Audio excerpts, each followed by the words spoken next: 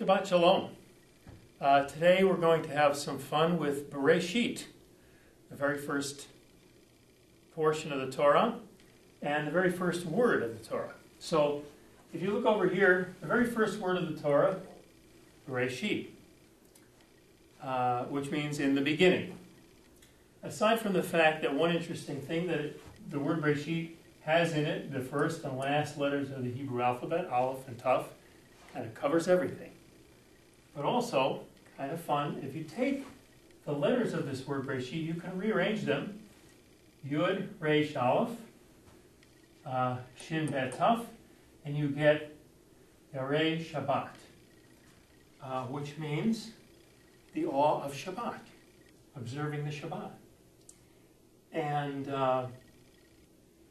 so what's that connection? Beresheet, the creation, with observing the Shabbat. Of course, the Shabbat itself is referred to by the rabbis as Zikaron L'Maseh Beresheet. If you look at the Kiddush that we recite, among other things, for Shabbat, it has this phrase in it, Zikaron L'Maseh Beresheet.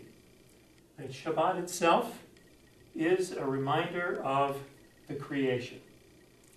And in fact, the Shabbat itself is a return to the perfect state and the source of creation. If you take the word Shabbat now, you can rearrange those letters, and it's Tet, Shin, Bet, which is part of the word Teshuvah. We just came through the season of Teshuvah, Rosh Hashanah and Yom Kippur, of returning, of repentance and returning to a pure state, a state before sin, and a state of pure creation. So the Shabbat itself is this opportunity for each of us to return to that perfect state. And that's the connection between Shabbat and creation. And through Teshuvah, we can make Shabbat that time to pause, and rather than trying to create ourselves, we reflect on the original act of creation and the renewing of ourselves in Shabbat. And through that Shabbat, we can make a new beginning for ourselves.